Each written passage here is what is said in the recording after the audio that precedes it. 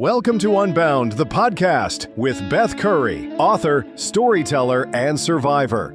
This is where books meet real life, where Beth reads chapters from her work and breaks free from the traditional audiobook format, diving deeper into the personal experiences, lessons, and liberation behind every page. Nothing is off limits. Let's get unbound. Welcome back to Unbound, the other side of quiet. I'm Beth, and today's chapter, I'm going to kind of jump into one of the most psychologically revealing periods of my adult life. The one where global crisis and personal history collided in ways I could never have anticipated. This isn't just a pandemic chapter. It's kind of the story about old wounds reopening and about what happens when your past and your present demand the same thing from you. That being silence, and what it means to choose something different. This is chapter 18 in the book, The Other Side of Quiet. In March 2020, the world went silent. And suddenly I was 5 years old again, sitting in my own piss in kindergarten, learning that my voice was dangerous and my needs didn't matter. I was 13 again, being told that my questions made people uncomfortable and I should keep my curiosity to myself. I was 18 again, with Brandon's hand over my mouth and nose, unable to breathe, unable to scream, unable to escape. The pandemic didn't just bring a virus. It brought back every lesson I'd ever learned about what happens when you speak up, ask questions, or refuse to comply with what authority figures demand of you. And this time, the whole world was learning these lessons too. It started with Nate. Nate, who'd become a doctor like he'd always planned. Nate, who'd dedicated his life to healing people, who'd spent decades studying human health and medicine and the complexities of treating patients with compassion and wisdom. Nate started speaking up about what he was seeing, what he was experiencing, what his medical training and moral compass were telling him about the response to the pandemic. He wasn't reckless or conspiratorial or anti-science. He was careful, calm, thoughtful, the same way he'd been about everything. He tried to bring reason to a space that had become chaotic, to offer perspective based on years of medical experience, to ask the kind of thoughtful questions that good doctors ask when something doesn't make sense. But asking questions had become dangerous again. Nate's social media posts started disappearing. His accounts were restricted. The platforms that had once welcomed medical professionals sharing their expertise suddenly decided that his expertise was misinformation. I watched my friend, the man who'd protected me from bullies in high school, who'd held my hand through the worst trauma of my life, who'd never been anything but kind and thoughtful and principled, get silenced for the crime of thinking critically about medical policy. And it felt exactly like watching Mrs. Peterson shut down my questions about God in Sunday school. Like watching teachers sigh when I asked why one too many times. Like being told that my curiosity was a problem and I should just accept what I was told without thinking about it. So I did what felt natural. I shared Nate's posts on my own Facebook page. If they were going to silence him, I'd amplify his voice. If they were going to punish him for speaking truth, I'd stand with him. I had no idea what I was unleashing. The harassment started immediately. Not disagreement. I could have handled disagreement. Not even argument. I was prepared for people to see things differently than Nate and I did. This was harassment. Vicious, personal, relentless attacks on my character, my intelligence, my worth as a human being. I was called a conspiracy theorist, a science denier, a danger to public health. People I'd known for years turned on me with viciousness that took my breath away. Friends unfollowed me, family members stopped speaking to me, people I'd considered close made public posts about how disappointed they were in me, how they didn't recognize the person I'd become. The irony was devastating. I hadn't become someone different, I'd become someone authentic, someone willing to ask questions instead of just accepting what I was told. Someone willing to think critically instead of just following the crowd. But apparently, authenticity was dangerous, critical thinking was selfish, and asking questions was violence. I was being punished for using the voice I'd spent decades learning to find. And then came the masks. The very first time I tried to wear one, at the beginning of the pandemic when I was still trying to comply with every rule and guideline, I had a full-blown panic attack in a store. The moment the fabric touched my face, covering my nose and mouth, I was back in that room with Brandon. Back to New Year's Eve, 1993, with his hand clamped over my face, unable to breathe, unable to scream, certain I was going to die. My whole body started shaking. I kept the mask on and finished what I needed to finish because my kid was with me. The kid who knew nothing of my past, and I wasn't about to explain it to him. I called Brian from the parking lot, hyperventilating and crying, trying to explain why I couldn't do something that seemed so simple to everyone else. "It's okay," he said, "we'll figure something else out." But there wasn't something else to figure out. Masks became mandatory, and I became a prisoner in my own home. I tried to explain to people why I couldn't wear a mask. I tried to be diplomatic, to share just enough of my history to help them understand without having to relive the whole trauma publicly. But trauma explanations weren't acceptable excuses. Medical exemptions weren't recognized. The idea that someone might have a legitimate reason for not being able to cover their face was dismissed as selfishness, as conspiracy thinking, and as right-wing political posturing. I was verbally attacked in the few public places I dared to enter without a mask. People yelled at me, called me names, told me I was going to kill their grandmothers. Store employees followed me around like I was a criminal. Other customers moved away from me like I was diseased. I felt the same shame, the same isolation, the same sense of being fundamentally wrong that I felt as a child when kids said I had AIDS. And then, one day in a parking lot, someone shoved me. Hard, without warning.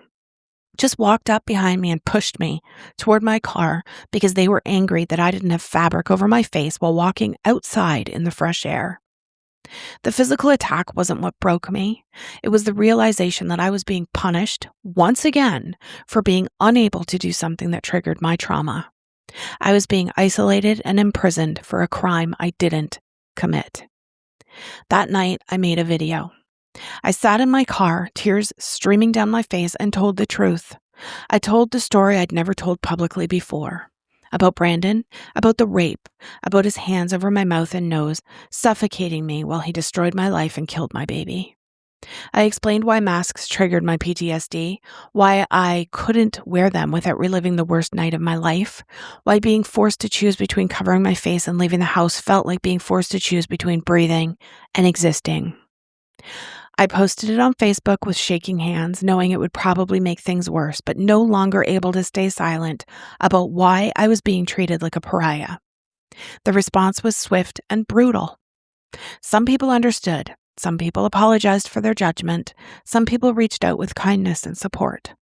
But many others doubled down on their cruelty. They said I was lying, that I was using trauma as an excuse, that my past didn't give me the right to endanger others. They took the most painful experience of my life and turned it into evidence that I was selfish and irresponsible. The bullying got worse, not better. And so I did what I'd learned to do as a child. I disappeared.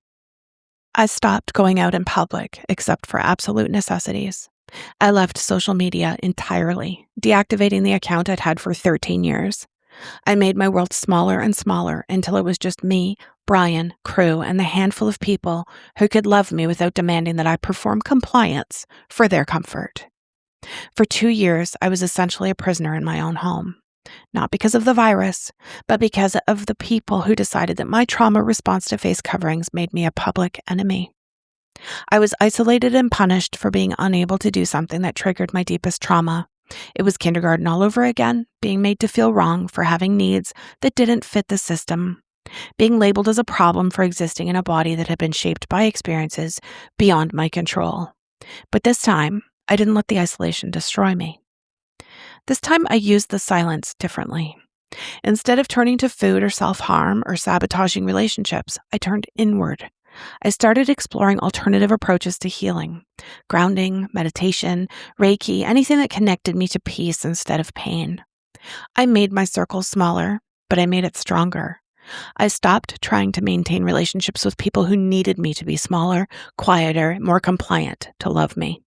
I started living more authentically, even if that meant living more alone. I read books that fed my soul instead of social media that fed my anxiety. I spent time in nature instead of in online arguments. I focused on healing instead of defending my right to exist as I was. And slowly, in that enforced quiet, I found something I'd been searching for my whole life. Peace. Not the peace that comes from everyone approving of you, but the peace that comes from approving of yourself. Not the peace that comes from fitting in, but the peace that comes from standing out for the right reasons.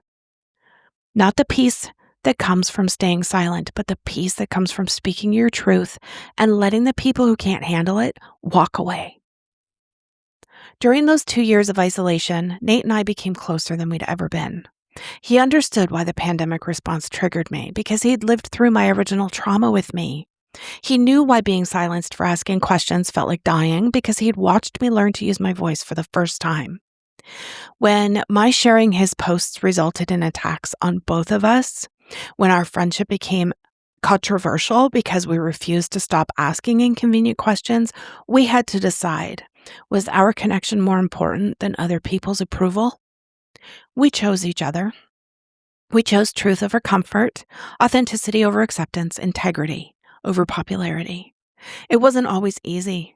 The pressure to conform, to stay quiet, to stop making other people uncomfortable was enormous, but we'd both learned too much about the cost of silence to go back to being quiet. We'd both learned that speaking truth is more important than being liked. We'd both learned that some relationships can't survive your growth, and that's okay. In 2022, when the world started to open up again, I was a different person than I'd been in 2020. Not because I'd been broken by the isolation and harassment, because I'd used the time to become more myself than I'd ever been before. I returned to social media, but differently. I shared what I wanted to share, not what I thought people wanted to hear. I connected with people who could handle my complexity, not people who needed me to be simple. I also started writing again, really writing. Not just posting updates about my day, I started telling my story, the whole story, because I'd learned that my voice was worth using even when people didn't want to hear what I had to say. I started this book because I realized that the little girl who'd been told to be quiet, who'd been punished for asking questions, who'd been silenced by trauma and fear and other people's comfort, she had something to say. And the woman she'd become was finally ready to say it. The other side of quiet isn't loudness. It's not yelling or arguing or trying to force people to hear you. The other side of quiet is peace. It's knowing who you are and being okay with that even when other people aren't. It's choosing authenticity over approval, truth over comfort, and integrity over popularity. It's understanding that your voice matters, not because everyone will listen, but because you deserve to speak. It's learning that the people who can love you while you're being real are the only people worth keeping in your life. It's discovering that you can survive other people's disappointment in you, but you can't survive your own disappointment in yourself. The other side of quiet is freedom. Freedom from the need to make everyone else comfortable with your existence.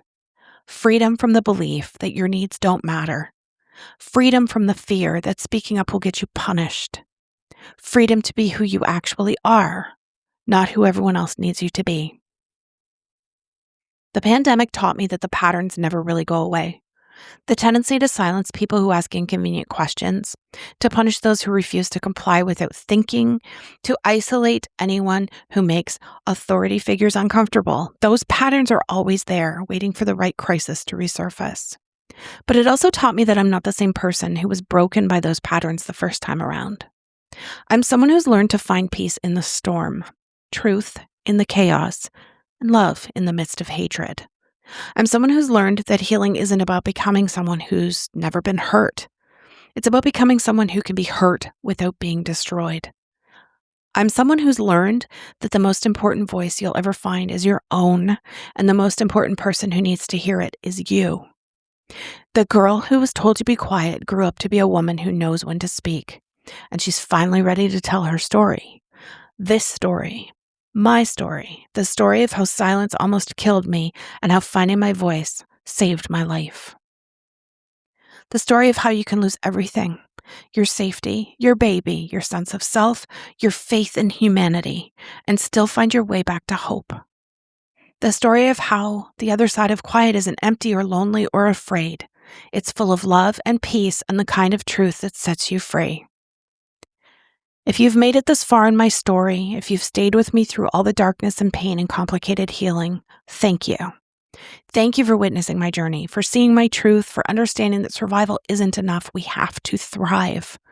If my story has helped you find your own voice, if it's shown you that healing is possible, if it's reminded you that you're not alone in your pain, then sharing it was worth every uncomfortable moment, every difficult memory, and every risk of being misunderstood. You are worthy of love, of healing, of using your voice to tell your own truth. The world needs your story too. Don't let anyone convince you to stay quiet. The other side of quiet is waiting for you. Alrighty, so this chapter holds a very specific energy. Quiet, but not peaceful. Not at first. It's kind of the quiet that presses on you, I guess. It kind of feels like, I don't know, like a command instead of a choice, right? And I think a lot of people underestimate how much the pandemic did to our nervous systems, like all of us collectively, especially to those of us who've already lived through trauma rooted in control and restriction, right? The loss of bodily autonomy. For me, the world shutting down didn't feel like a pause at all. It felt like being dropped into, I guess, a psychological time machine. Suddenly I wasn't an adult woman navigating a new crisis. I was every damn version of myself who had ever been punished for asking questions or having needs that made other people uncomfortable. And I think this is something that's worth talking about. Trauma doesn't just get triggered by events. It gets triggered by dynamics, right? Like silencing and shame and public punishment and loss of autonomy. Those dynamics are what made 2020 feel like, I guess, like a mirror held up to my childhood and to my assault, right? So the part of this chapter where Nate begins speaking up is important to me, not because of the content of his post, but because of the principle behind it. Watching him get silenced for trying to ask thoughtful questions hit me in a place that had pretty much nothing to do with politics and everything to do with identity.